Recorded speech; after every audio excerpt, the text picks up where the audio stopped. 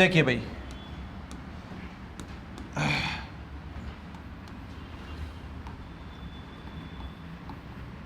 MP second, ठीक है, mathematical physics second lecture है आज का। और लास्ट क्लास में अपना कॉम्प्लेक्स एनालिसिस चल रहा था, उसका बेसिक पार्ट अपन ने देख लिया था, ठीक है। तो आज अपन आगे चलते हैं। लिखिए heading complex analytic function. Heading लिखेंगे complex analytic function.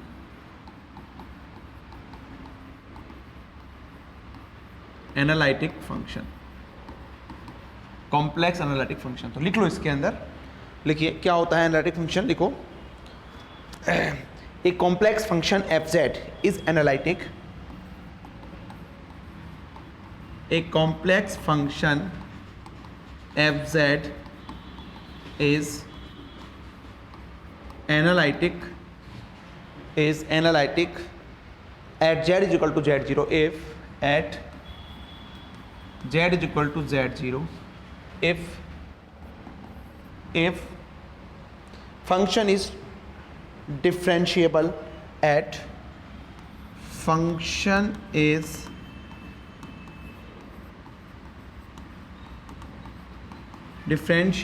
at z is equal to z। ठीक, कोई फंक्शन एफ जेड एनालिटिक होगा एक पर्टिकुलर पॉइंट जेड नोट पे, अगर वो फंक्शन उस पर्टिकुलर पॉइंट के ऊपर डिफरेंशिएबल हो, ठीक है ना, डिफरेंशिएट हो सके। जैसे ही लिखो condition for analytic function. Condition क्या क्या कंडीशन होती है? कंडीशन फॉर एनालिटिक फंक्शन, ठीक। इसमें पहली कंडीशन लिखिए, first condition is differentiable.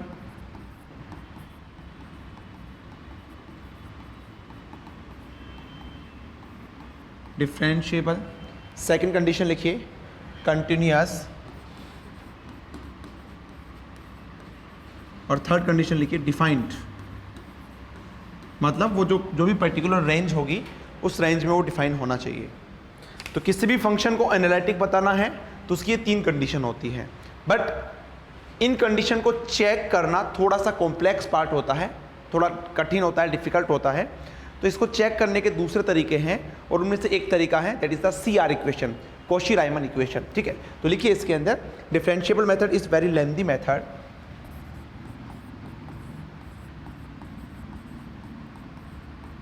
Differentiable method is very lengthy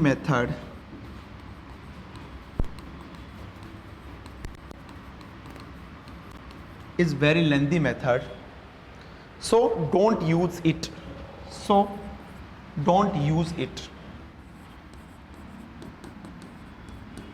तो हम इसका यूज नहीं करते हैं बिकॉज ये लेंथी मेथड होता है। तो लिख लो इसके अंदर लिख लो, चूंकि एफ जेड आपके पास कल क्या लिखवाया था मैंने, कोई फंक्शन जेड कॉम्प्लेक्स है तो उसका फंक्शन भी तुम्हारे पास एक कॉम्प्लेक्स फंक्शन होगा, और उसको मैंने आपको लिखवाया होगा u(x,y) प्लस आयोटा v(x,y), ठीक है। ये आप जानते हो ये फंक्शन होता है तुम्हारे पास में। तो लिख लो इसमें कॉशी-रायमन इक्वेशन। तो इसको चेक करने के दूसरे तरीके हैं, उनमें से ये तरीका लिख लो कॉशी-रायमन इक्वेशन। आगे से मैं कभी भी जब इसको लिखूंगा तो क्या लिखूंगा? CR equation.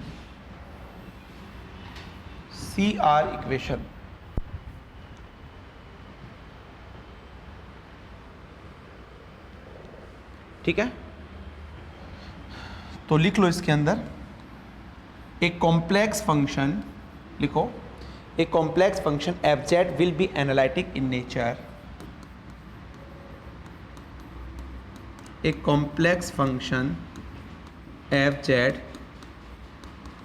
will be analytic in nature if the real part and imaginary part, if the real part and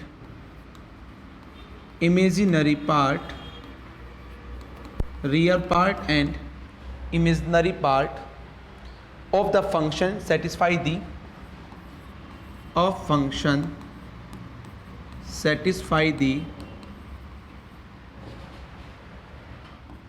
CR equation, CR equation, ठीक।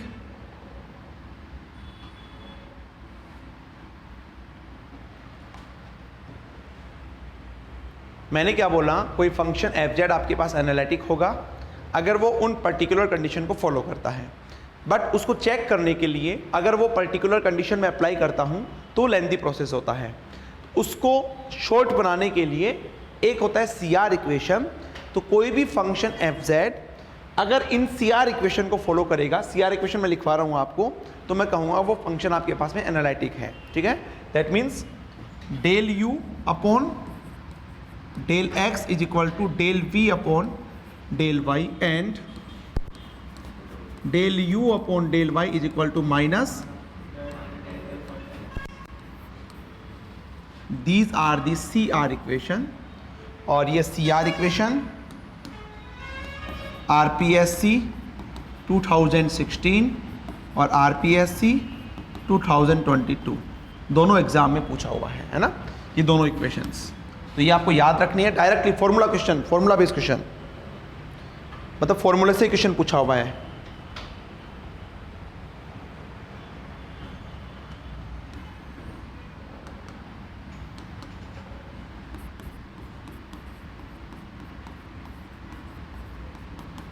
लिख लो, these are the necessary condition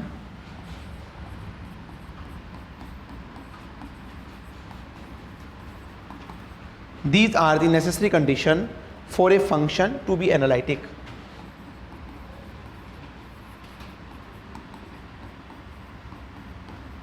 To be analytic. For a function to be analytic.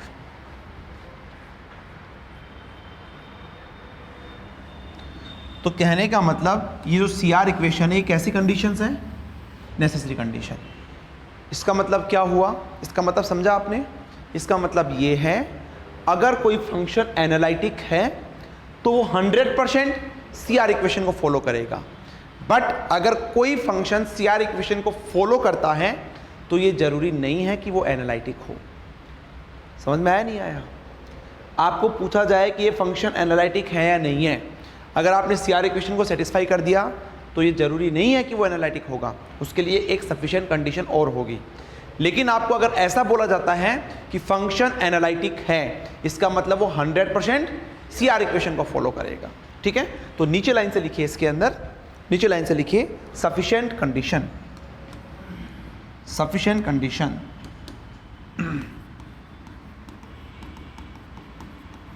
Sufficient condition, sufficient condition, ठीक है। तो लिख लो del u upon del x, del u upon del x, del u upon del y, del v upon del x and del v upon del Y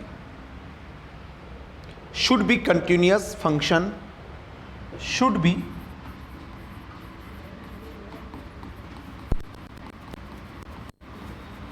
continuous function of x and y,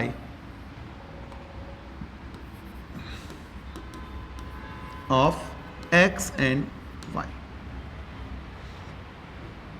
This is the sufficient condition. मतलब अगर आपको कोई function analytic बताना है तो आपको दोनों condition check करनी पड़ेगी, ठीक है। सिंपल मीनिंग इतना सा है।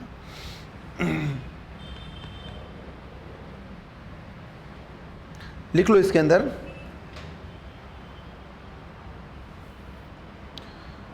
अब देखो पिछली बार और इससे पिछली बार दोनों बार CR इक्वेशन पूछा हुआ है RPSC असिस्टेंट प्रोफेसर के एग्जाम में। हो सकता है इस बार तुम्हारे पास में CR इक्वेशन ही पूछे, लेकिन वो कार्टेशियन में ना पूछ के किस में पूछ सकता है? पोलर फॉर्म में। तो लिखो इसके अंदर CR equation in polar form, CR equation in polar form, CR equation in polar form,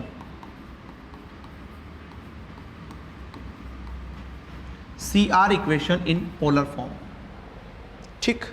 तो लिख लो C R equation polar form में क्या होती है, लिखो del u upon del r is equal to 1 upon r del u upon del theta. This is the first C R equation. And second C R equation लिखो and 1 upon r del u upon del theta is equal to minus del v upon में del r. ठीक,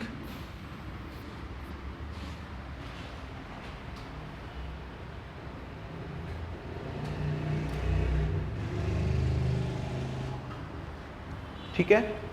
तो हो सकता है next exam में, जब भी एग्जाम हो तुम्हारा, तो ये तुम्हारे पास सी आर इक्वेशन पूछ ले पोलर फॉर्म के अंदर, क्योंकि लगातार 2 बार कार्टेशियन का आ चुका है. ठीक है. अब देखो, इसमें हो सकता है कि आपको याद करने में थोड़ा सा प्रॉब्लम हो, कंफ्यूजन हो जाए कि 1/r किधर आएगा, माइनस प्लस तुम्हारे पास किधर आएगा. ठीक है.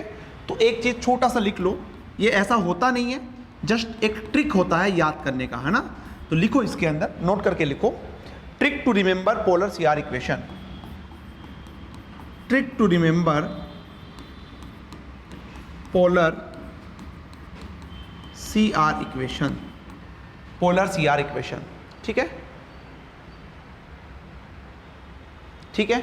देखो इधर क्या करो, x is equal to r, या put x is equal to r and y is equal to theta in C R equation, in C R equation. मतलब कार्टेशियन कोऑर्डिनेट्स जो सी आर इक्वेशन है उसमें x बराबर are रखो और y बराबर theta रखो. देखो कैसे, मैं बता देता हूं आपको. देखो इधर कार्टेशियन में क्या था तुम्हारे पास, इधर देख लो फिर नोट करना. कार्टेशियन में क्या था, डेल यू अपॉन में डेल एक्स, एक्स की जगह is equal to del v upon में, यस इसको सही करना, yes this is r theta. ठीक है, ये आर थीटा है. देखो इधर del u upon del x, x से आर रख दिया, और del v upon del y. अब डेल और वाई की जगह कितना रखोगे, आर थीटा. आर को वेरिएबल नहीं मानना है, आर को बाहर ले लो और यहां पे क्या हो जाएगा, थीटा. हो गया. This is the first equation. And second क्या है तुम्हारे पास में, डेल यू अपॉन में डेल वाई. वाई कितना होता है, 1 upon r del upon del theta is equal to minus del v upon del x, x की जगह. ये दोनों इक्वेशन आ गए तुम्हारे पास. तो अगर वो याद है तो आप क्या याद रखो, x की जगह r रखना है, y की जगह r थीटा रखना है. जब y की जगह r थीटा रखोगे तो r को कांस्टेंट मानना है, उसको बाहर ले लेंगे ऐसे कैसे. तो ये तुम्हें याद हो जाएंगे आराम से. ठीक है, नोट कर लो, रिमेंबर याद होना चाहिए तुम्हें.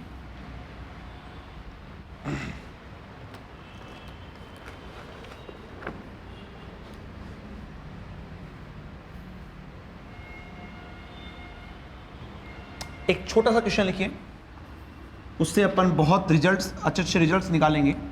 एक छोटा सा क्वेश्चन लिखिए, एफ जेड बराबर जेड इज एनालिटिक फंक्शन और नॉट. एफ जेड बराबर जेड इज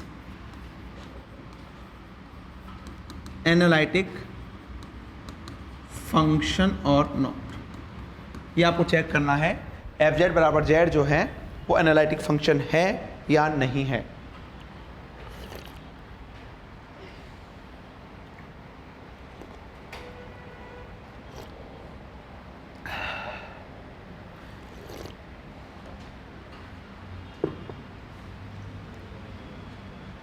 एफ जेड बराबर जेड इज एनालिटिक है या नहीं है, ये आपको चेक करना है.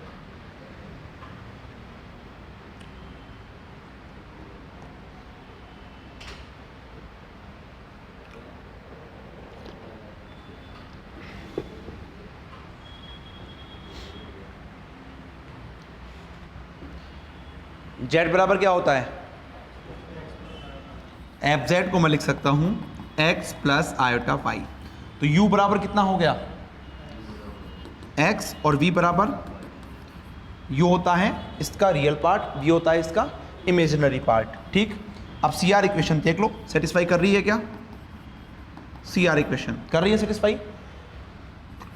Del u upon del x is equal to del v upon del y. Check करो, इसके x के रेस्पेक्ट में 1, इसका y के रेस्पेक्ट में 1, तो इसका मतलब ये सेटिस्फाई कर रही है.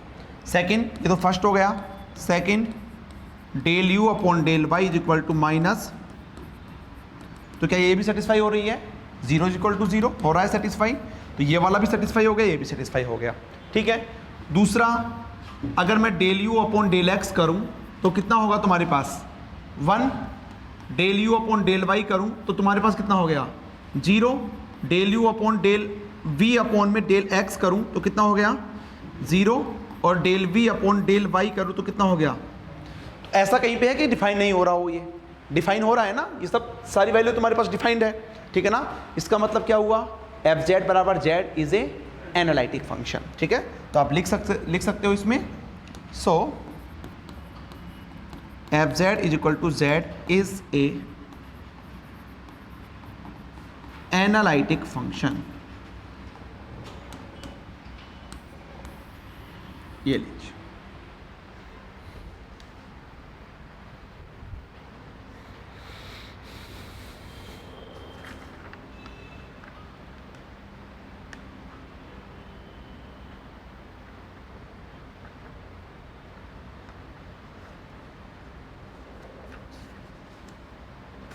क्लियर है। अब ये रिजल्ट्स काम में आएंगे, है ना, एफ जेड बराबर जेड मैंने तुम्हें बताया, हो सकता है ये एग्जाम में ना आए, लेकिन इसका जो रिजल्ट है ये काम में आएगा। देखो कैसे, अभी पता लग जाएगा। नेक्स्ट क्वेश्चन लिख लो, एक नेक्स्ट क्वेश्चन लिखो, f z is equal to z star is analytic or not.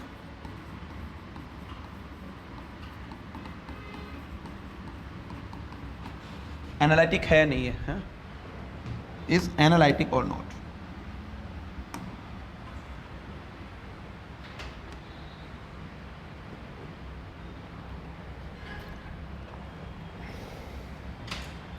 is analytic or not.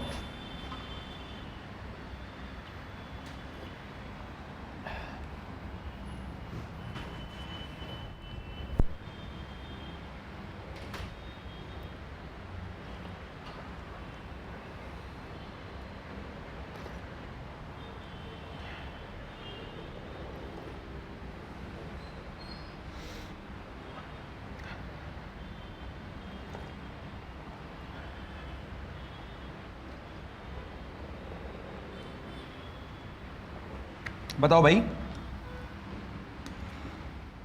F Z star का मतलब एक्स माइनस इसका कॉम्प्लेक्स कॉन्जुगेट, तो यू बराबर कितना हो गया वी बराबर, तो पहला C R equation del u upon del x is equal to इसका नहीं है, तो यही फॉलो नहीं कर रहा, तो दूसरा निकालने की जरूरत ही नहीं है। Not follow C R equation,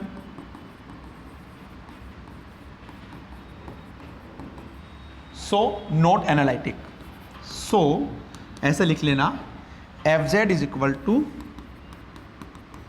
Z star is not analytic,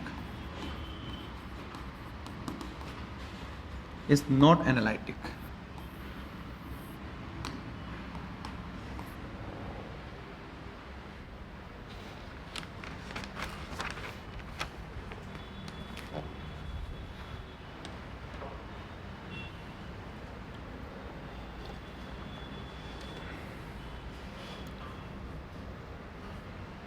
हो गया। चलिए अब आप इसमें नोट करके लिखिएगा,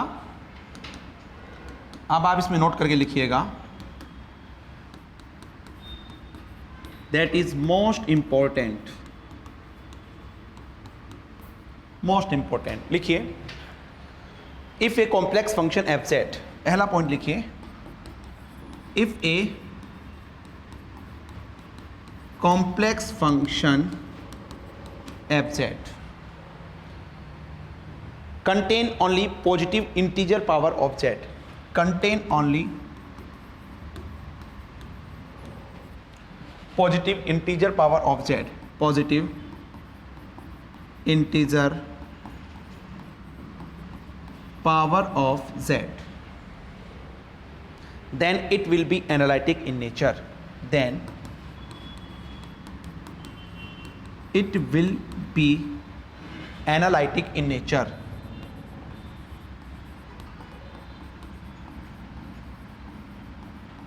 एनालिटिक इन नेचर, समझ में आ गया।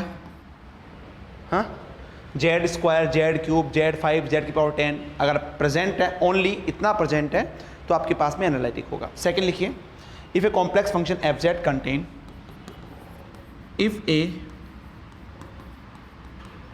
Complex function f z contain only positive power of, only power of z bar बोल दो या जेड स्टार बोल दो, ठीक, then it will be non analytic in nature, then it will be non analytic in nature. ये important points लिखवा रहा हूं भाई आपको मैं, है ना, नोट करो।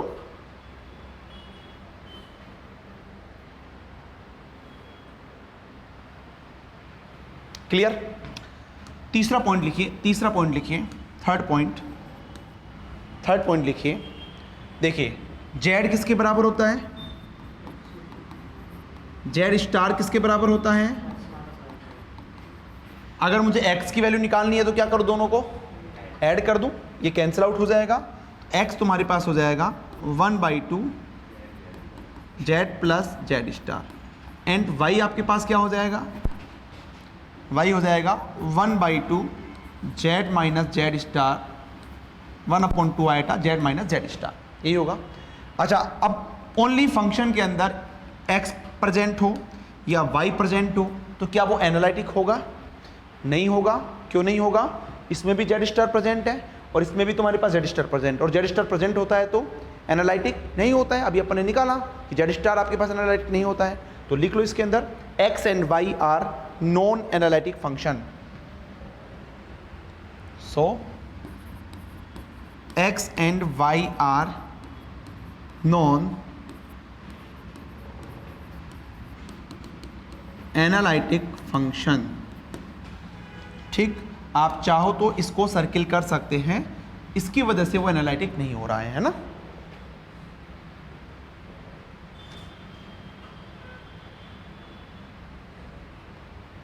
देखो नोट्स प्रॉपर वे में बनाना है और शॉर्ट नोट्स जरूर बनाना है। क्यों आशीष, कल के लेक्चर के बना लिए शॉर्ट नोट्स? क्यों उदय,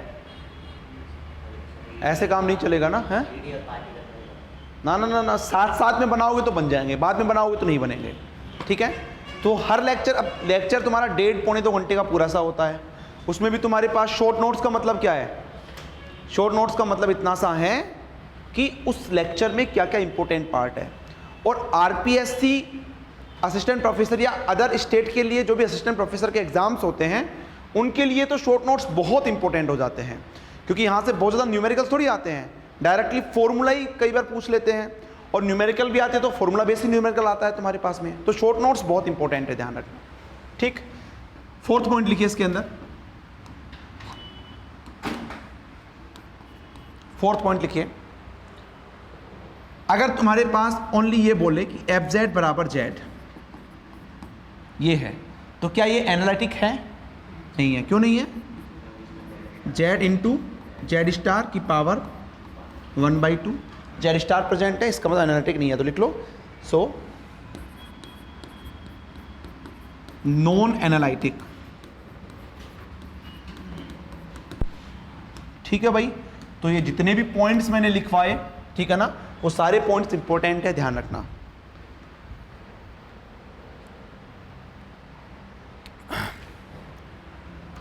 एक लिखेंगे क्वेश्चन, एक क्वेश्चन लिखेंगे, गेट सेट असिस्टेंट प्रोफेसर पूछा हुआ है, लिखे विच of the following is an analytic function, which of following is an analytic function, is an analytic function of z everywhere, of z everywhere in the complex plane, in the complex plane, in the complex plane. Option लिखो, a mod z square, option b z की power half, option c z star का square,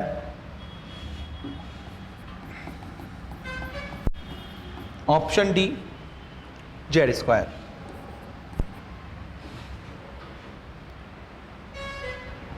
कौन सा option सही होगा?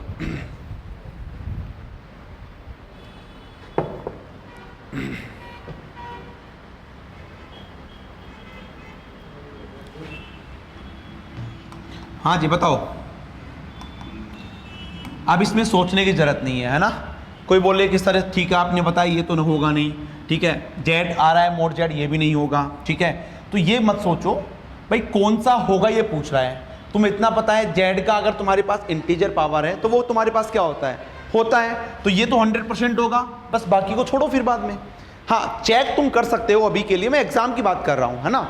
जब तुम्हें पता है कि ये होता है तो बाकियों को देखना ही क्यों है हमें, समझ में आ रहा है? बाकी को छोड़ो बिल्कुल। अब देख लो ये क्यों नहीं है वो देख लो, ये इसलिए नहीं है क्योंकि तुम्हारे पास पता है इसको क्या लिखोगे, जेड इंटू ये लिखा जाएगा। अभी जेड स्टार प्रेजेंट है इसका मतलब ये नहीं होगा, ठीक। ये देखो ये क्यों नहीं है, क्यों नहीं है? फ्रैक्शनल पावर है। उससे क्या होगा? फ्रैक्शनल पावर से क्या होगा? देखो ये सीआर इक्वेशन को तो हो सकता है फॉलो करे, ठीक है ना, बट इसका जब डिफरेंशिएट किया जाता है, देखो इसका जब डिफरेंशिएट किया जाता है आपके पास में, जैसे ये एफ जेड बराबर कितना है, एफ जेड बराबर है जेड की पावर हाफ। तो अगर मैं इसका डिफरेंशिएट करूंगा एफ डैश जेड तो कितना आएगा तुम्हारे पास 1/2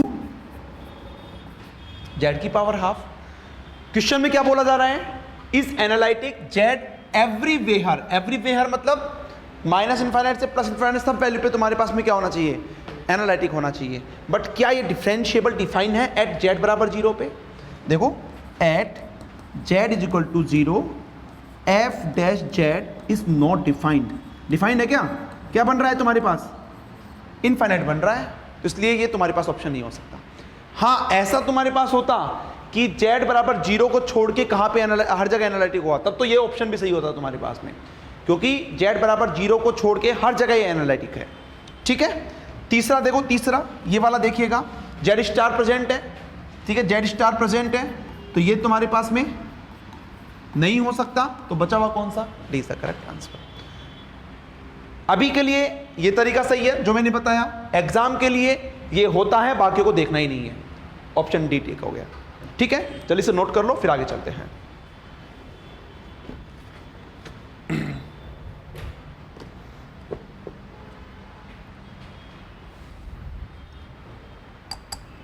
शोक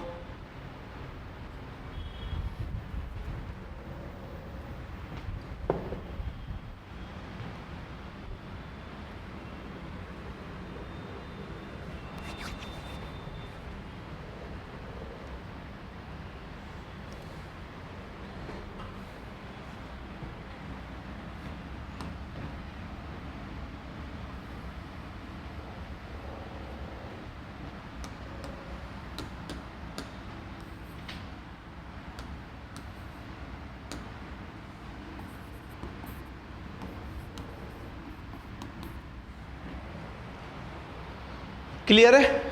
नेक्स्ट क्वेश्चन लिखिए जो कि नेट के एग्जाम में पूछा हुआ है ना, लिखिए। अब देखो आप चाहे पिछली बार का पेपर उठा के देख लो आरपीएससी का, और चाहे इस बार का उठा के देख लो, ठीक है ना। हर बार दोनों बार में बहुत सारे ऐसे क्वेश्चन है एज इट इज दिया है। अभी जब मैं आपको मैट्रिक्स पढ़ाऊंगा तो मैट्रिक्स के 2 क्वेश्चन आए, दोनों क्वेश्चन नेट में पूछे हुए थे, ठीक है। ऐसे क्वेश्चन अपन नेट वाले सोल्व करेंगे जो कि एज इट इज उठा के हो सकता है आरपीएससी में तुम्हारे पास आ जाए, ठीक है। जैसे क्वेश्चन लिखो, अच्छा क्वेश्चन है, if z is equal to x plus iota y, if z is equal to x plus iota y, which of the following is not an analytic function, which of following is not an analytic function, analytic function.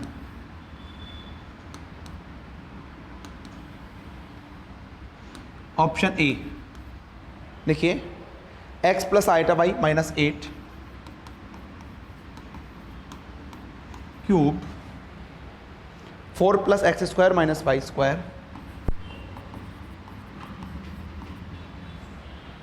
Plus 2 iota x y की power 7। ठीक, next लिख ले x plus y, x plus iota y की power 7, 1 minus x minus iota y की power cube. Option c लिखिए, x square minus y square plus 2 iota x y minus 3 की power 5। And option d लिखिए, 1 minus x plus iota y, 1 minus x plus iota y की power 4, 2 plus x plus iota y की power 5। बोल रहा है which is not an analytic function, कौन सा analytic नहीं होगा।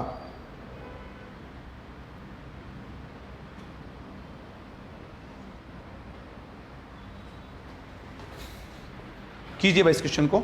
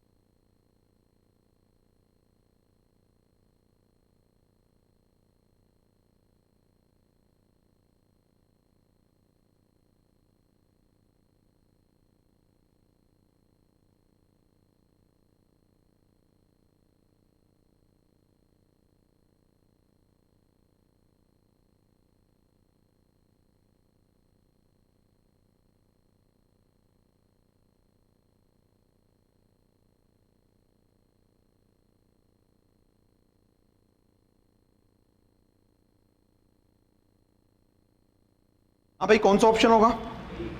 D option. Yes, very good, बिल्कुल करेक्ट आंसर है। देखो ट्राई करो, अगर ये जेड बन रहा है तो ठीक है ना। तो देखो सबसे पहले ये वाला ऑप्शन उठाता हूं मैं। इसके अंदर क्या है तुम्हारे पास, x प्लस आइटा वाई क्या बनेगा, z माइनस 8 की पावर क्यूब, और यहाँ पे ये क्या बनेगा 4 प्लस जेड स्क्वायर, ठीक है, की पावर 7। इसका स्क्वायर कर लो, x प्लस आइटा वाई का स्क्वायर, ये बनेगा। तो देखो यहाँ पे z की पावर इंटीजर है तुम्हारे पास, यहाँ पे भी तुम्हारे पास है, तो इसका मतलब ये एनालिटिक होगा, और मुझे देखना है कि कौन सा एनालिटिक नहीं होगा। ठीक है, सेकंड ऑप्शन देखिए, सेकंड ऑप्शन ये वाला ऑप्शन, इसमें क्या है z की पावर 7 और ये क्या है 1 माइनस कॉमन ले लेना x प्लस आइटा वाई, तो तुम्हारे पास क्या बन गया, क्यूब बन गया। इसमें भी z का पावर प्रेजेंट है, z ओनली प्रेजेंट है, ये भी नहीं होगा। ऑप्शन सी देखिए, ये हो जाएगा तुम्हारे पास z स्क्वायर माइनस 3 की पावर 5, तो ये भी तुम्हारे पास एनालिटिक होगा। मुझे देखना है एनालिटिक कौन सा नहीं होगा। ठीक है, और ऑप्शन डी आपके पास देखिए, डी ऑप्शन आपके पास देखिए, ये तुम्हारे पास अगर मैं माइनस कॉमन लेता हूँ तो ये बनेगा 1 एक्स माइनस आइटा वाई, तो दैट मीन्स जेड स्टार की पावर 4 2 प्लस जेड की पावर 5, तो ये जेड स्टार प्रेजेंट है। इसका मतलब 100% ये श्योर है कि ये एनालिटिक नहीं होगा। That's why option D is the correct answer. ठीक, चाहो तो नोट कर लो इसको जल्दी से।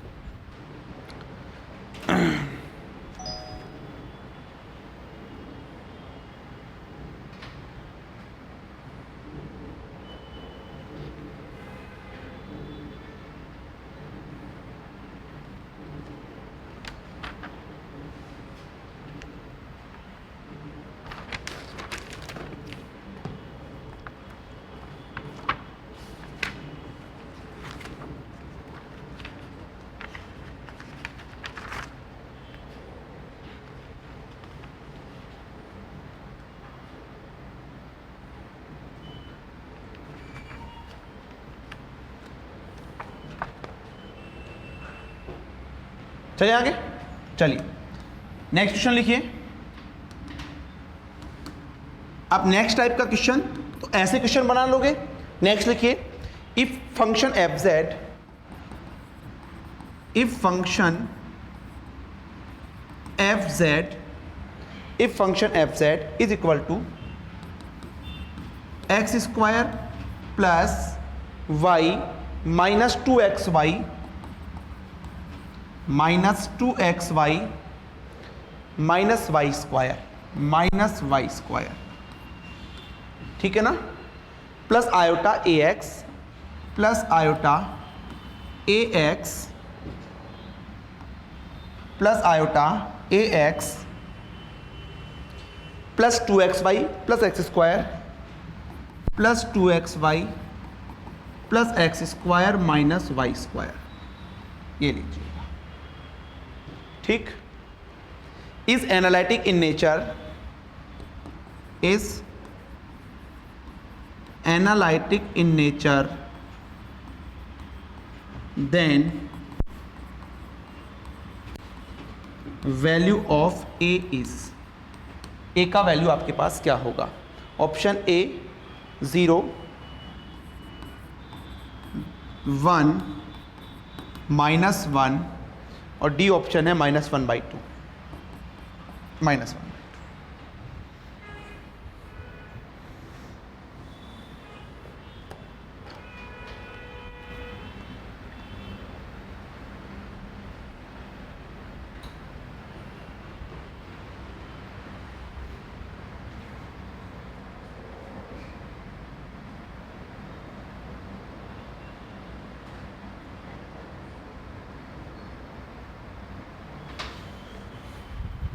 एक सेकंड कीजिए इसको जल्दी से।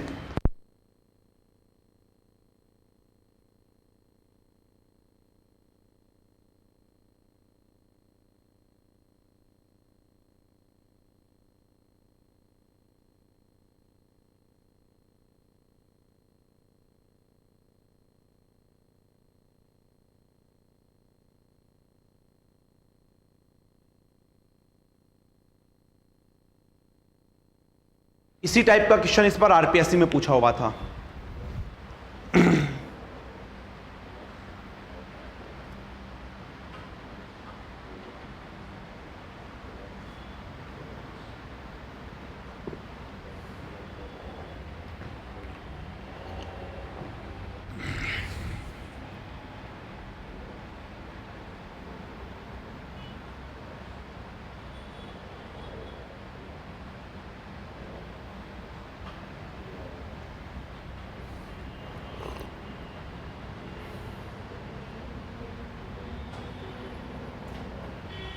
इतना टाइम क्यों लग रहा है? -1, यस। देखो इधर ध्यान से, इसको कंपेयर करवाओ भाई आप, है ना। इससे किसको कंपेयर करवाएंगे? F z is equal to u x y plus iota v x y. तो यहां से u कितना आ जाएगा तुम्हारे पास? u हो जाएगा, अच्छा इसको मैं डायरेक्ट कर दूं।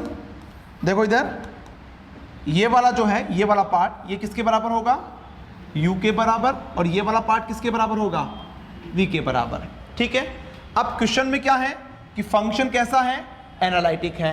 एनालिटिक का तो 100% क्या होगा? CR इक्वेशन को फॉलो करेगा। और CR इक्वेशन क्या होती है तुम्हारे पास में? देखो CR इक्वेशन होती है, इधर देखो, पहली इक्वेशन होती है del u upon del x is equal to del v upon del y. तो बताओ इससे कोई मतलब निकलेगा? क्यों नहीं निकलेगा? मुझे पता है, क्योंकि a प्रेजेंट है v के अंदर, और अगर मैं इसका y के रेस्पेक्ट में डिफरेंशिएट करूंगा तो ये क्या हो जाएगा तुम्हारे पास? ये तो आएगा ही नहीं उसके अंदर। तो मैं क्या करूंगा फिर बाद में? अब ऐसा नहीं है कि भाई तुम्हें पता है ऐसा होता है तो सीधा ही तुम डायरेक्टली पहले इक्वेशन यूज में लेने लग जाओ, है ना। तो थोड़ा सोच समझ के करना। तो यहां से तुम्हारे पास क्या हो जाएगा? देखो यहां से तुम्हारे पास हो जाएगा del u upon del y. Y के रेस्पेक्ट में कितना हो गया इसका? 1 minus 2x minus 2y is equal to minus इसका x के रेस्पेक्ट में कितना होगा? a plus 2y plus 2x, यही होगा। अब देखो माइनस अंदर ले जाओ तो ये तुम्हारे पास हो जाएगा 1 minus 2x minus 2y minus a minus 2y minus 2x, तो ये कैंसिल आउट हो जाएगा। तो a बराबर कितना आ गया? -1। थोड़ा सा भी मिस्टेक हुआ माइनस का तो +1 भी ऑप्शन के अंदर है। तो ये चीज़ें आपको ध्यान रखनी है, मिस्टेक बिल्कुल भी नहीं करनी है ना, सिली मिस्टेक्स नहीं करनी है। नोट करो जल्दी से।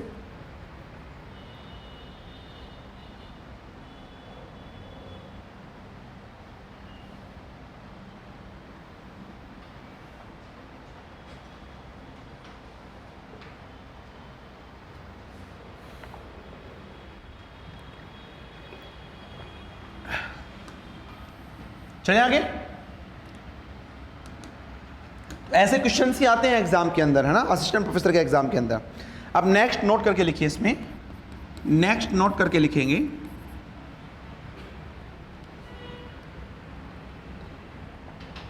लिखिए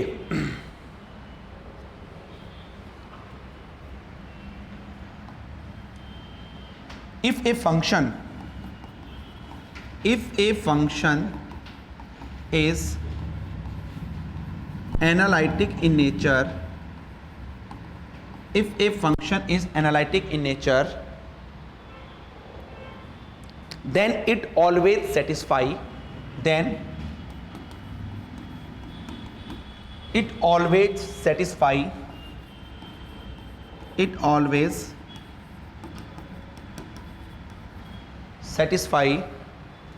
the Laplace equation or harmonic equation, the Laplace equation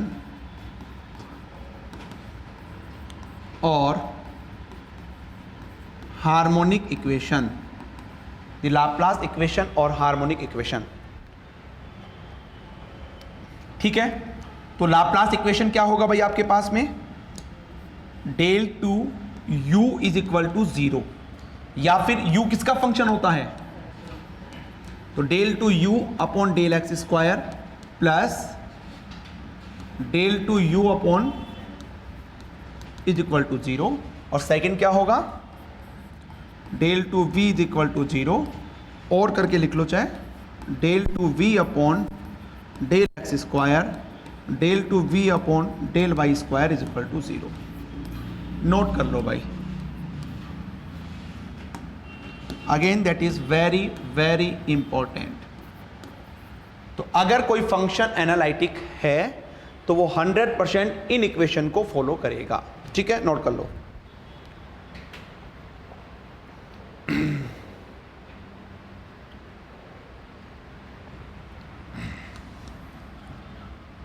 question लिखो, क्वेश्चन लिखिए, विच of the following function can not be use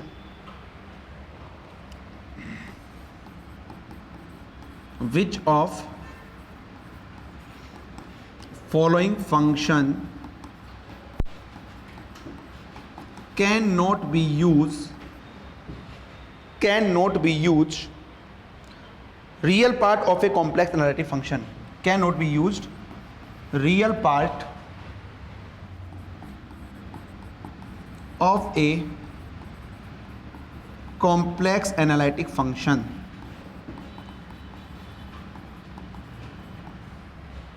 option A x square y, option B x square minus y square, option C x cube minus 3 x y square, option D 3x square y minus y 3x square y minus y minus y cube.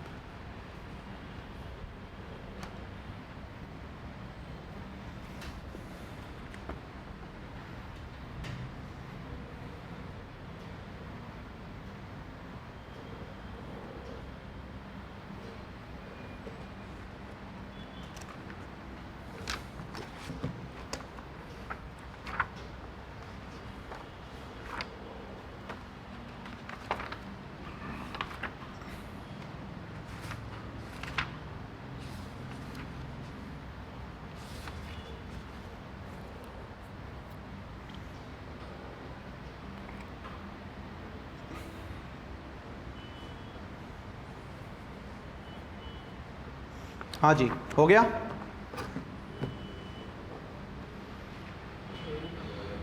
हाँ, ए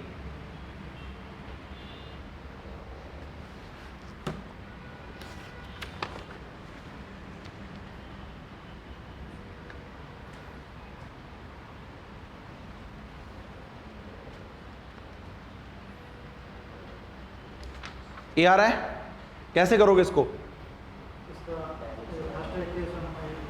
yes, very good, ठीक है। तो यहाँ तो देखो आपको आसान लग रही है चीज़ें, क्यों? क्योंकि जस्ट मैं टॉपिक पढ़ा रहा हूँ, टॉपिक से बाद से क्वेश्चन करवा रहा हूँ। अब एग्जाम में आपको ये देखना होगा कि अब फंक्शन एनालिटिक दे रखा है तो कौन सी इक्वेशन अपने को सेटिस्फाई करवानी चाहिए, ठीक है ना। तो वो सारा आपको रिकॉइल करना होगा इस टाइम के ऊपर, ठीक है। तो यहाँ तो देखो तुम्हें चीज़ें आसान लगेगी बिल्कुल, है ना। जब आपके टेस्ट होंगे तब आपको पता लगेगा। तो देखो, विच of the following function can not be used for the real part of a complex analytic function. मतलब फंक्शन एनालिटिक है तो बोल रहा है इनमें से कौन सा ऐसा फंक्शन है जो कि उस एनालिटिक फंक्शन का रियल पार्ट नहीं हो सकता, ठीक है। तो मुझे पता है for real part of analytic function क्या होना चाहिए? Del two u upon del x square del two u upon, ये आपके पास जीरो होने चाहिए, ठीक है। ऑप्शंस उठा लो, फ्रॉम ऑप्शंस इसमें पहला ऑप्शन क्या है आपके पास? देखो एक्स स्क्वायर वाई, ठीक है।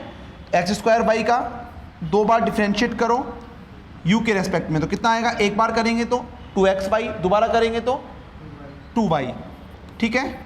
मतलब यहां से वैल्यू रख रहा हूं मैं।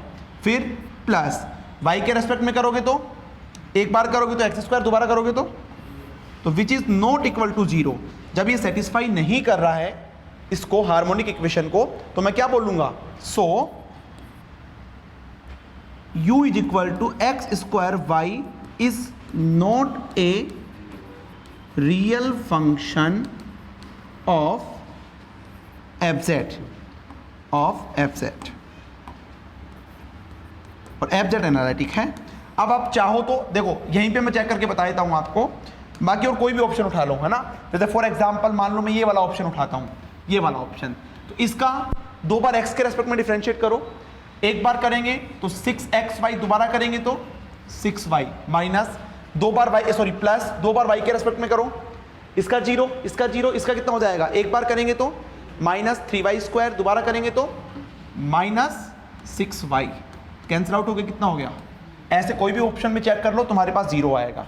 तो ये तीनों रियल पार्ट हो सकते हैं, एक यही नहीं हो सकता क्योंकि ये हार्मोनिक इक्वेशन को फॉलो नहीं कर रहा, ठीक है। नोट कर लो इसको।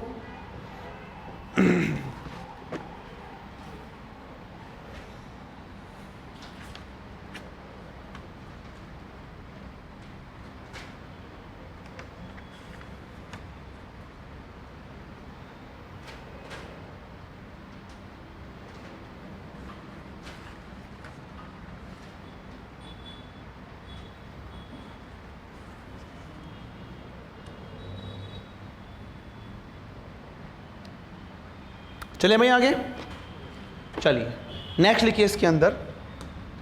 अब देखो हमने इस कॉम्प्लेक्स एनालिसिस से कितने तरह के क्वेश्चंस कर लिए एनालिटिक फंक्शन से। सबसे पहले तो फंक्शन को एनालिटिक पहचानना, ठीक है। उसके लिए मैंने 2-3 चीज़ें आपको नोट करवा के लिखवाई है। आप एनालिटिक चेक कर लो, CR इक्वेशन चेक कर लो, और डिफरेंशिएबल उनकी जो कंडीशन है, सफिशिएंट कंडीशन, वो चेक कर लो। दूसरी चीज़, आपको कोई भी फंक्शन दे देगा, बोलेगा कि एनालिटिक है या नहीं है, तो उसमें अपन जेड या जेड स्टार से पहचान लेंगे। तीसरा, किसी फंक्शन में कोई कांस्टेंट दे देगा आपको और बोलेगा कि ये फंक्शन एनालिटिक है, तो कांस्टेंट की वैल्यू निकालो, तो CR इक्वेशन को सेटिस्फाई करवाना वहाँ से हो जाएगा, ठीक है ना। नेक्स्ट तुम्हारे पास में हार्मोनिक इक्वेशन से क्वेश्चन। इसके बाद में लिखो कि अगर आपके पास किसी फंक्शन fz का एक पार्ट दे दिया और दूसरा पार्ट पूछ लिया, जैसे u दे दिया और v पूछ लिया, क्या होगा, तो कैसे सोल्व करेंगे। तो लिखो इसके अंदर क्वेश्चन।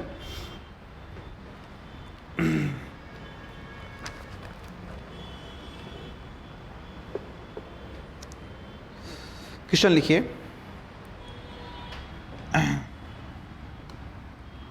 लिखिए, इंपॉर्टेंट है, हो सकता है एज इट इज पूछ ले तुमसे। लिखिए, if u x y is equal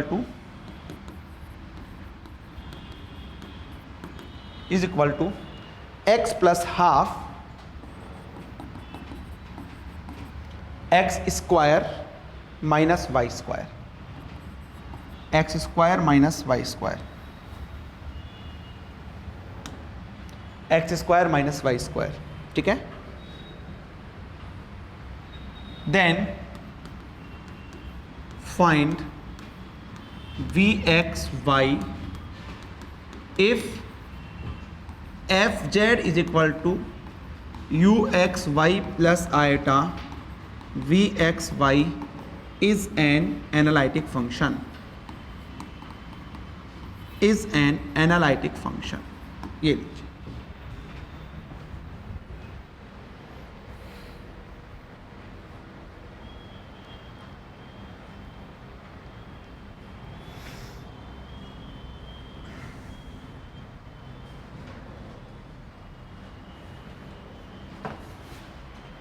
करो इसको एक बार।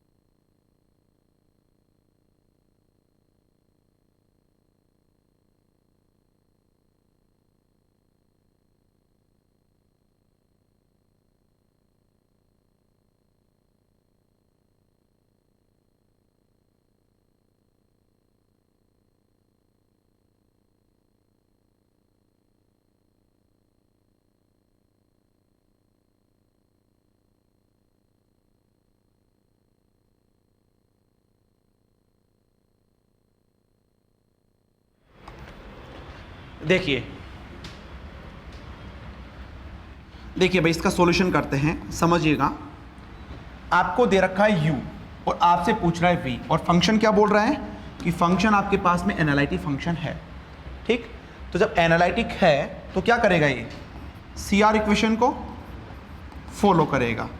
और CR इक्वेशन, पहला CR इक्वेशन क्या होता है, del u upon del x is equal to del v upon del y, ठीक है। तो यहां से मेरे पास क्या हो जाएगा, del v upon del y, ठीक है। और u का x के रेस्पेक्ट में कितना हो जाएगा, 1 प्लस x, इसका हो जाएगा 2x, 2 से 2 कैंसिल, x इसका 0 हो गया। ओके, नेक्स्ट देखिएगा। तो यहां से मैं क्या निकाल सकता हूं, del v is equal to 1 plus x, और यहां से इंटीग्रेशन कर दिया तो क्या आएगा तुम्हारे पास में, कोई कांस्टेंट आएगा। मैं c1 मान लेता हूं, वो c1 कांस्टेंट भी हो सकता है, और मैं क्या मानता हूं कि x का फंक्शन है, y नहीं हो सकता, ठीक है ना, क्योंकि यहां पे y के रेस्पेक्ट में इंटीग्रेट हो रहा है तो y नहीं हो सकता। तो देखो यहां से क्या हो जाएगा, v is equal to y plus x y plus c1x। एक तो तुम्हारे पास ये आ गया, equation number 1। Now second CR equation क्या है भाई आपके पास, del u upon del y minus del v upon में डेल x, ठीक। तो यहां से तुम्हारे पास क्या हो जाएगा, माइनस इसका x के रेस्पेक्ट में 0, इसका कितना हो जाएगा तुम्हारे पास x के रेस्पेक्ट में y, ठीक है ना, x के रेस्पेक्ट में y, और इसका कितना हो जाएगा माइनस, ये हो जाएगा। और इसका क्या हो जाएगा, del u upon del y, u कहां पे है भाई, हाँ और ऊपर है, u आपके पास है, अच्छा माइनस 2 से 2 कैंसिल आउट हो जाएगा, माइनस y, ठीक है।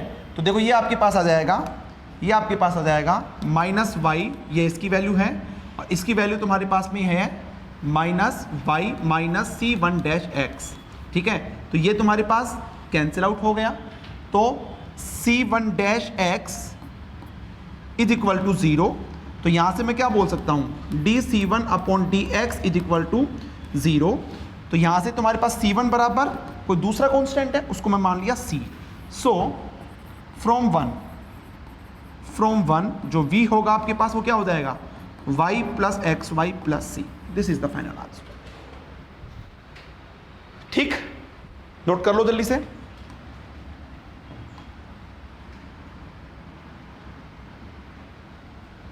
नोट करो, फिर एक क्वेश्चन पिछली बार आया हुआ है 2016 में आरपीएससी में, इसी से रिलेटेड, वो अपन सोल्व करते हैं।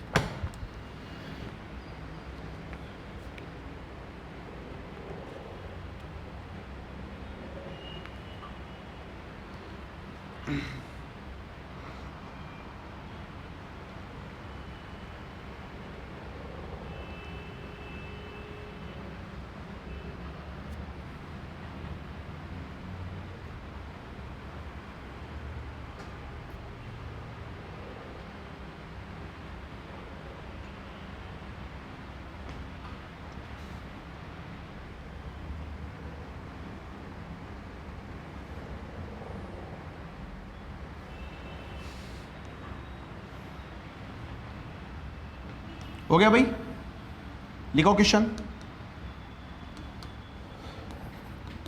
आरपीएससी 2016 लिखिए, if a real part of an analytic function, if real part of an analytic function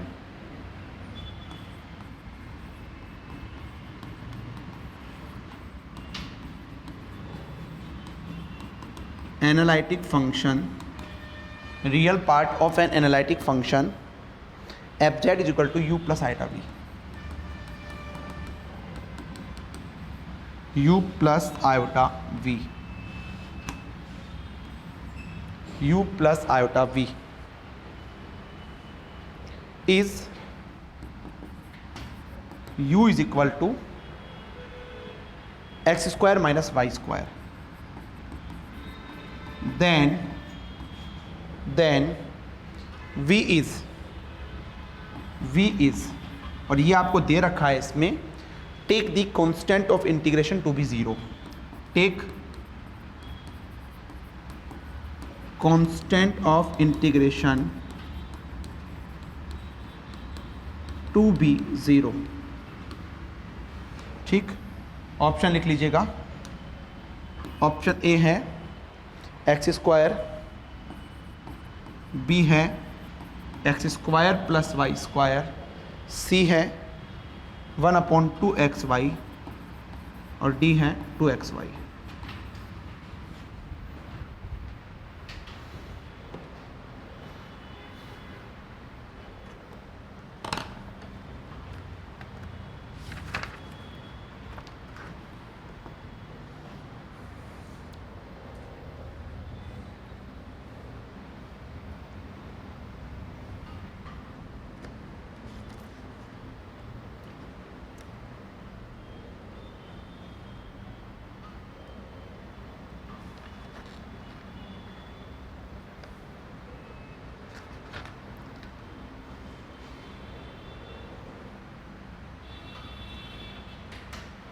जैसा पिछला किया वैसे क्वेश्चन है।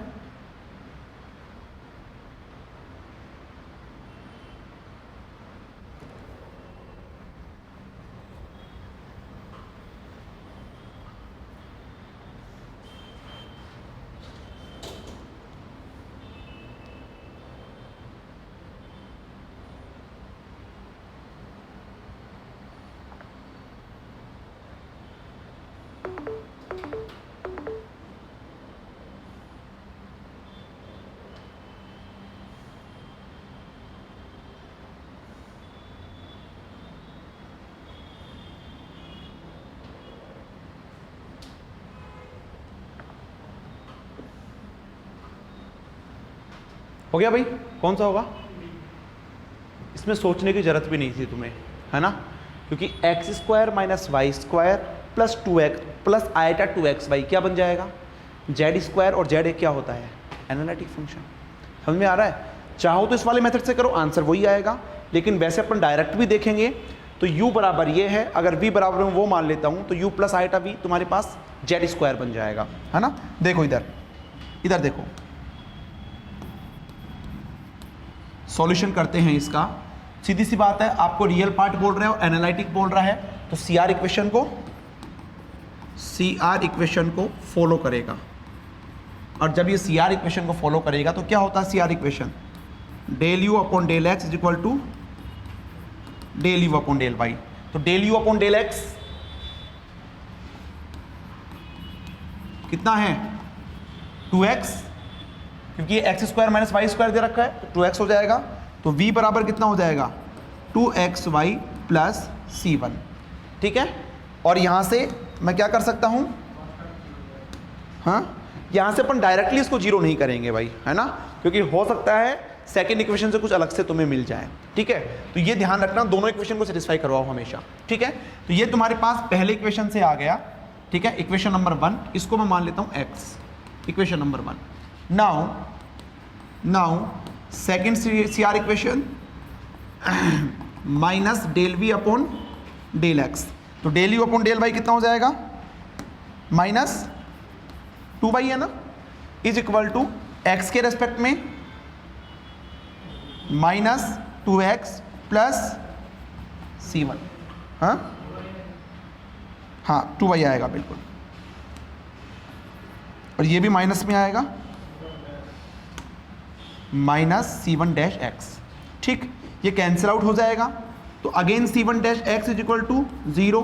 तो c1 बराबर क्या आ गया, कांस्टेंट c, और इसको मुझे क्या मानना है, 0 मानना है। तो देखो यहां से तुम्हारे पास क्या आ जाएगा, इक्वेशन नंबर 1 से v is equal to 2xy, this is the final answer, option D, ठीक है। तो एक तुम्हारे पास इस तरह के क्वेश्चंस हैं, तो ये भी नोट कर लो।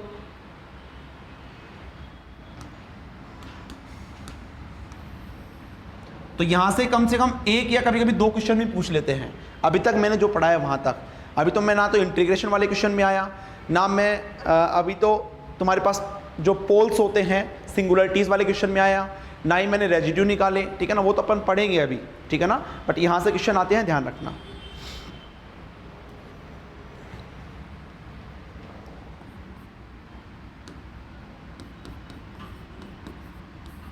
नोट करके लिखिए,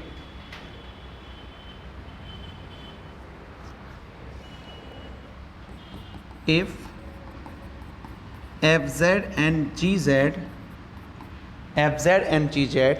are analytic function in a region R, are analytic function in a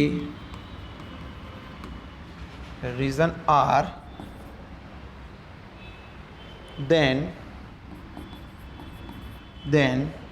fz plus minus gz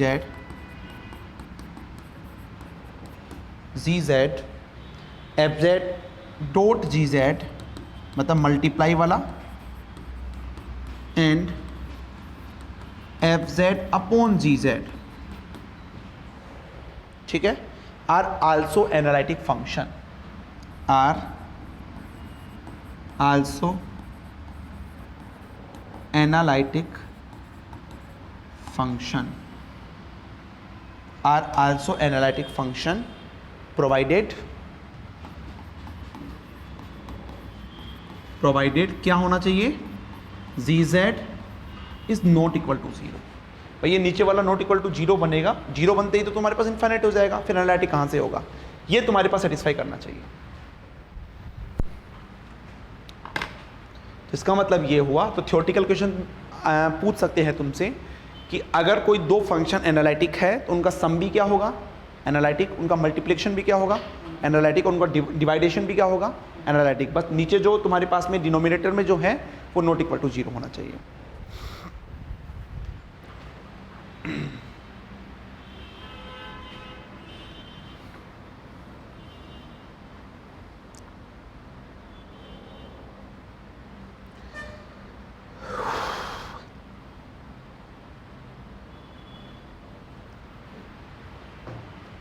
हो गया?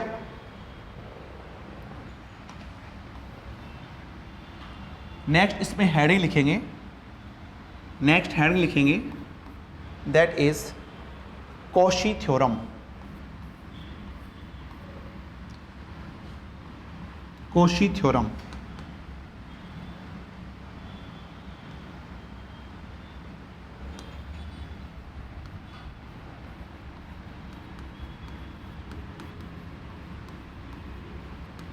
Cauchy theorem.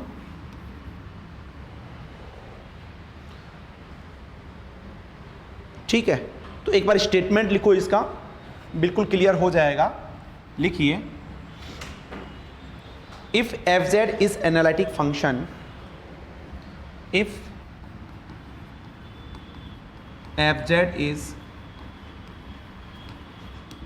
Analytic function, f z is analytic function at all point of A, at all points of A, all points of a single connected region, single connected region, single connected region in a complex plane, in a complex plane, in a complex plane, and if C is closed contour, and if C is closed contour, closed contour within that region, then within that region, then integration fz dz is equal to 0. This is Cauchy theorem. This is Cauchy theorem.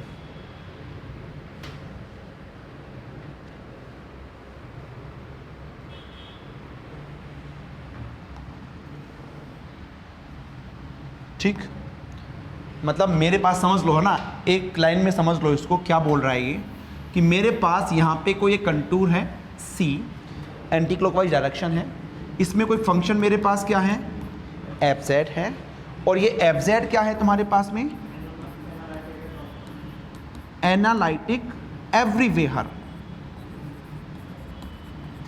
इस contour के अंदर हर point पे analytic है, एक भी point ऐसा नहीं है जिस पे एनालिटिक ना हो, हर पॉइंट पे एनालिटिक है। तो अगर ऐसा केस है तो उस केस में f z d z integration is equal to क्या होगा मेरे पास में, 0। That is the Cauchy theorem. ठीक है, कॉची थ्योरम क्या बोलता है, मेरे पास एक क्लोज बाउंडेड रीजन है, उस रीजन में कोई फंक्शन अगर सभी पॉइंट्स पे एनालिटिक है तो उस फंक्शन का इंटीग्रेशन उस पर्टिकुलर रीजन के अंदर क्या होगा, तुम्हारे पास 0 होगा। तो इसको चाहे आप ऐसा लिख सकते हो।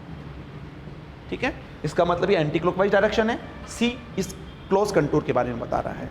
नोट करो क्या चीज, ये स्टैंडर्ड फॉर्म है, क्लॉकवाइज भी हो सकता है। अब हम आगे एंटी क्लॉकवाइज ही लेके चलेंगे क्योंकि ये तुम्हारे पास में स्टैंडर्ड फॉर्म है। ठीक है, चलो एक क्वेश्चन करके बताओ मुझे जल्दी से, एक क्वेश्चन करके बताओ। If f z is equal to z की पावर n, इफ z की power n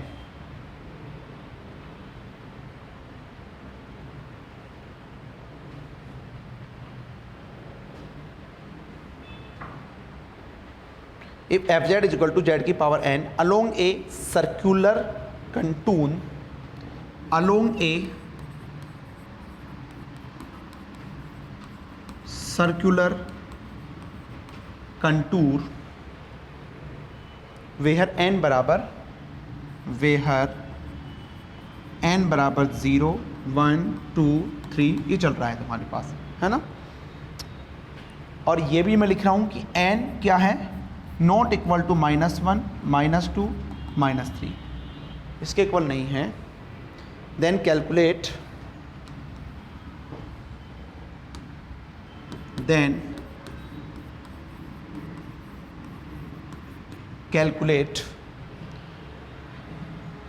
integration C f z dz क्या होगा ये आपको बताना है।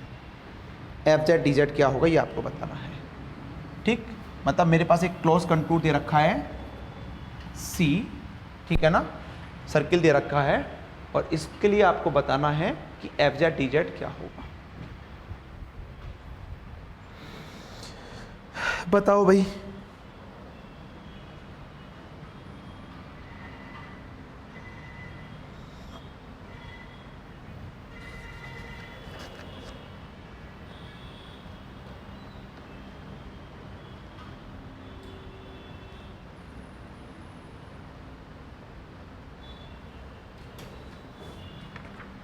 हाँ जी, क्या होगा, क्यों होगा 0? Yes, very good. ठीक है, तुम्हें साफ पता लग रहा है कि z की पावर n और n बराबर अगर ये होता है तो ये फंक्शन एनालिटिक है, तो इसका मतलब हर पॉइंट पे ये एनालिटिक होगा इस रीजन के अंदर, तो इसकी वैल्यू क्या होगी, क्लोज इंटीग्रेशन 0 होगी। ठीक है, लेकिन हमें क्या करना है, ये प्रूफ करना है। ठीक, तो देखो, तुम्हें देखो I is equal to integration C f z d z, ये तो करना है। और एफ जेड किसके बराबर दे रखा है आपको, एफ जेड आपको दे रखा है जेड की पावर n डी जेड। ठीक है, अब देखो यहाँ पे तुम्हारे पास जो दे रखा है ये एक सर्कुलर पाथ दे रखा है, ठीक है ना, और सर्कुलर पाथ में मैं जानता हूँ r और थीटा होता है, और थीटा का लिमिट कितना होता है तुम्हारे पास, सर्किल कब बनाएगा, 0 से 2 पाई होता है। तो मैं यहाँ से क्या करूँ, z is equal to r e to the power iota theta, तो डी जेड मेरे पास कितना हो जाएगा, iota r e to the power iota theta d theta, और मुझे z की पावर n चाहिएगा, तो ये कितना हो जाएगा, r की power n e to the power, ये वैल्यू यहाँ पे रखो, एक बार चेक करो 0 आता है नहीं आता। c z की पावर n मतलब r की power n e to the power iota n थीटा, और डी जेड का मतलब iota r e to the power iota theta d theta, यही होगा। डिफ्रेंशिएट किसके रेस्पेक्ट में हो रहा है, थीटा के रेस्पेक्ट में, तो लिमिट लगा दो इसकी। अच्छा, ये नहीं आएगा, अगर मैं ऐसा रख देता हूँ तो इसका इंटीग्रेशन हो जाएगा 0 से 2 पाई। अब देखो ये तो बाहर आ गया, आयोटा आर की पावर n प्लस 1, अंदर क्या बचा 0 से 2 पाई, ये हो जाएगा e to the power iota n plus 1 theta, और यहाँ से क्या हो गया डी थीटा।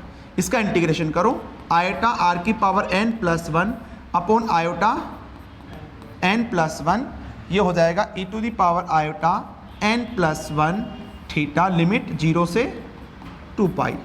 ठीक है, ऐसा ही होगा तुम्हारे पास। अब इसको सोल्व कर लो थोड़ा सा, इसको कैंसिल आउट हो गया, r की power n plus 1 upon n plus 1।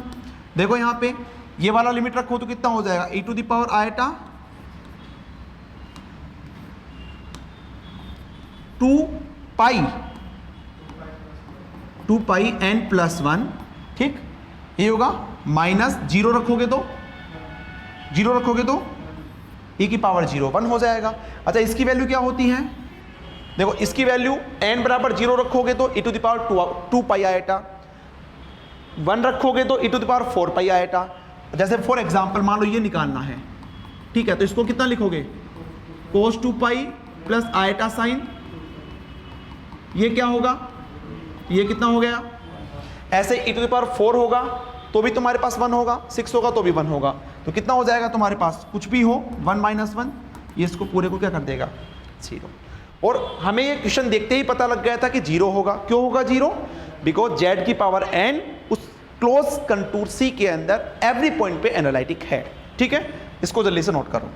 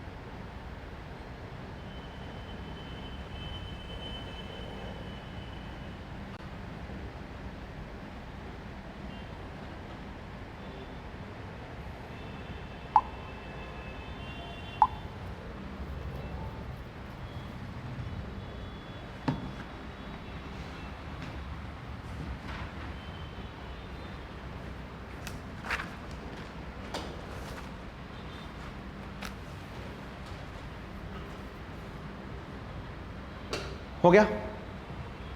कोई कंफ्यूजन चल रहा हो दिमाग में तो पूछ लो अभी तो, और नहीं चल रहा है तो फिर अपन आगे चलते हैं।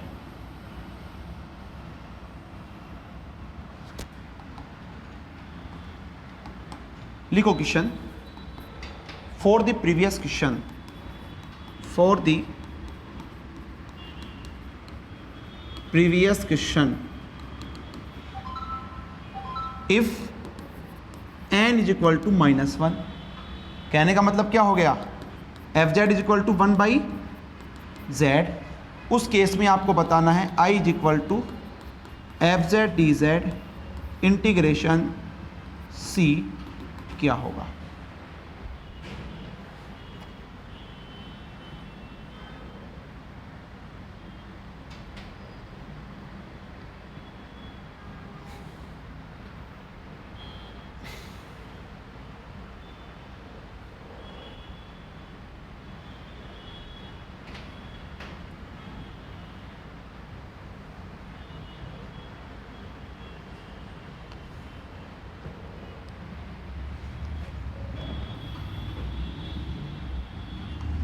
क्या जीरो होगा? बताओ भाई जल्दी से, क्या जीरो होगा? ये तो आंसर दो कम से कम, जीरो होगा या नहीं होगा? क्यों नहीं होगा? क्योंकि ये फंक्शन उस क्लोज कंटूर C में एनालिटिक नहीं है। कहाँ पे एनालिटिक नहीं है? z बराबर 0 पे एनालिटिक नहीं है। इसका मतलब जीरो तो आंसर नहीं आएगा। अगर जीरो आ जाएगा तो कॉची थ्योरम फिर बाद में फेल हो जाएगा। ठीक है, तो देखो यहाँ पे कुछ भी नहीं करना, फंक्शन की वैल्यू रखो, वही काम करना है तुम जो तुम करके आए हो। देखो i is equal to integration c 1/z dz, वापस से क्या करूंगा यहाँ पे, z इज इक्वल टू और dz कितना हो जाएगा, iota r e to the power iota theta d theta. ठीक, चलिए तो ये तुम्हारे पास हो जाएगा, देखो इंटीग्रेशन लिमिट 0 से 2 पाई हो जाएगी 1/z बराबर r e to the power iota theta, dz हो जाएगा iota r e to the power iota theta d theta. ठीक, ये कैंसिल आउट हो जाएगा पूरा, यहाँ से तुम्हारे पास आयोटा बाहर आ गया और डी थीटा का लिमिट लगाओगे तो कितना हो जाएगा, तो ये हो जाएगा तुम्हारे पास i is equal to which is not equal to 0, और 0 आना भी नहीं चाहिए तुम्हारे पास। This is the final answer, this is the final answer.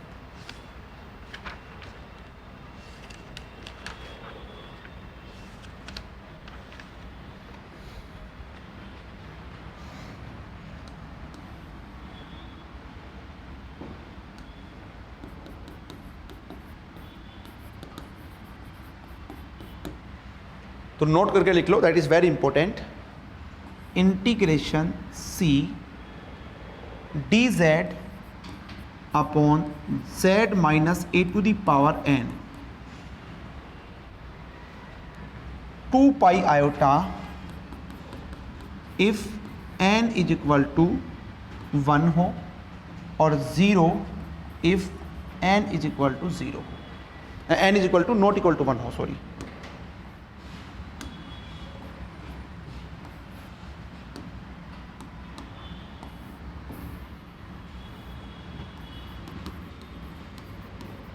Always remember, very very important, हो सकता है डायरेक्टली क्वेश्चन पूछ ले। अगर नीचे ऊपर तुम्हारे पास ओनली dz हो, नीचे तुम्हारे पास ओनली इसकी पावर 1 हो, तो डायरेक्टली इसको 2 पाई आयोटा करो, सोचो ही मत। ऊपर कुछ भी नहीं हो z का फंक्शन और नीचे 1 के अलावा कुछ भी हो 2 3 4 5, तो उसको डायरेक्टली क्या करेंगे, 0 करेंगे। ठीक है, बहुत जगह ये वाला फॉर्मूला मैं डायरेक्टली यूज में लूंगा, मैं अब सोल्व नहीं करूंगा इसके जैसे, डायरेक्टली यूज में लूंगा। ठीक है, always remember, very very important, ये नोट कर लीजिएगा, और बाकी अपन फिर नेक्स्ट क्लास में देखेंगे।